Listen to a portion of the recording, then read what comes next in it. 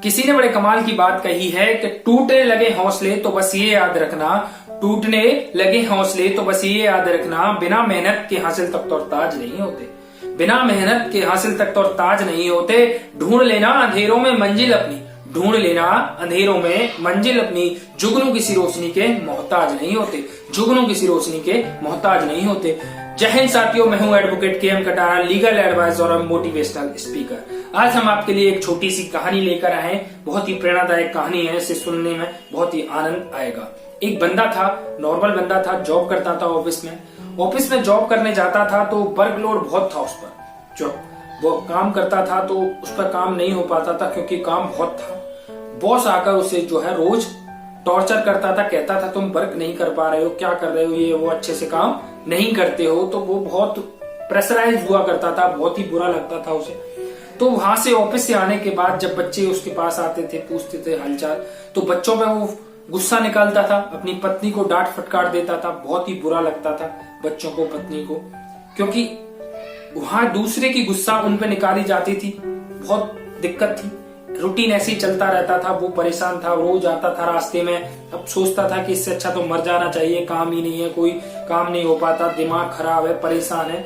तो एक दिन ऐसी छुट्टी के दिन वो अपने रूम में जाकर बैठा था और सोच रहा था कि यार इससे अच्छा तो मर ही जाऊं, बहुत ही दिक्कत है, परेशान है, टेंशन में था। तभी उसका बच्चा आता है और कहता है कि पापा मेरा होमवर्क करा दो।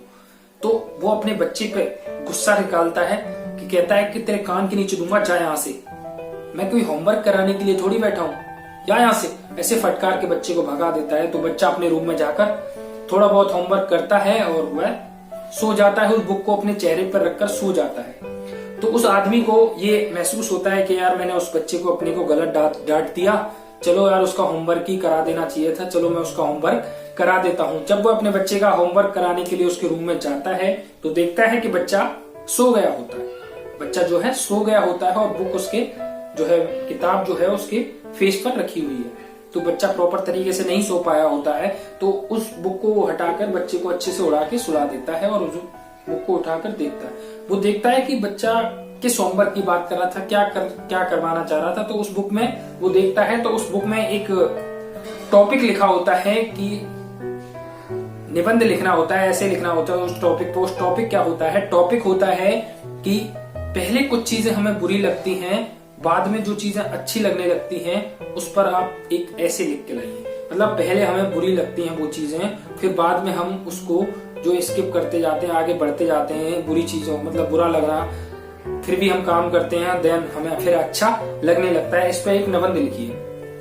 तब उस लड़के ने एक पैरा लिख लिया होता है, उस बच्चे ने, उसके छोटे बच्चे ने एक पैरा लिख लिया होता है, कुछ लाइनें लिखी होती हैं, उसमें लिखा होता है सबसे पहले कि मुझे एग्जाम देना बुरा लगता है, मेरा फाइनल एग्जाम जब होता है तो मुझे बहुत बुरा लगता है कि मैं एग्जाम नहीं दूं, परंतु मैं एग्जाम देता हूं और उसके बाद जो छुट्टियां पड़ती हैं मुझे बहुत अच्छी लगती है। दूसरी लाइन में उसने ये लिखा था कि हम दवाइयां मुझे बहुत बुरी लगती हैं, दवाइयां मैं नहीं लेना पसंद करता हूं, पर मेरी तबीयत खराब हो जाती है तो मुझे दवाइयां लेनी पड़ती हैं, बुरा लगता है पहले, लेकिन जब मैं दवाई ले लेता हूं आफ्टर देन मैं जब ठीक हो जाता हूं तो मुझे अच्छा लगता है। तीसरी लाइन में उस बंदे ने लिखा, उस लड़के ने लिखा कि मेरे पापा मुझे बुरे लगते हैं जब वो मुझे डांटते हैं, मेरे पापा मुझे बुरे लगते हैं जब मुझे डांटते हैं, परंतु अच्छे भी लगते हैं बाद में, क्योंकि वो मुझे खिलाने ले जाते हैं, खिलौने दिलाते हैं, घुमाने ले जाते हैं, इसलिए मुझे वो पापा अच्छे लगते हैं। और सबसे बड़ी बात तो ये है कि एक मेरा दोस्त है, उसके नसीब में तो पापा है ही नहीं, उसके नसीब में तो पापा है ही नहीं, उसके नसीब में तो पापा है ही नहीं। ये सबसे बड़ी बात है मेरे लिए, मुझे अच्छा लगता है कि मेरे पापा हैं और मुझे खिलाने ले जाते हैं, खिलौने दिलाते हैं, इसलिए मुझे अच्छे लगते हैं पापा, परंतु जब वो डांटते हैं पहले तो मुझे बुरा लगता है। तो इस बात ने उस आदमी को इतना झिझोड़ दिया अंदर से कि भाई मैं जिंदा होते हुए भी अपने बच्चों को उस चीज वो मतलब उन चीज से वंचित कर रहा हूँ, उस चीज को नहीं दे पा रहा हूँ। ऐसा महसूस हो रहा है बच्चों को कि उसके पिताजी, मुझे ऐसा महसूस हो रहा है कि उसके पिता नहीं है तो वो बच्चे उस प्यार से रह पा रहे हैं वंचित, लेकिन मैं होते हुए भी अपने बच्चों को वो प्यार नहीं दे पा रहा हूँ।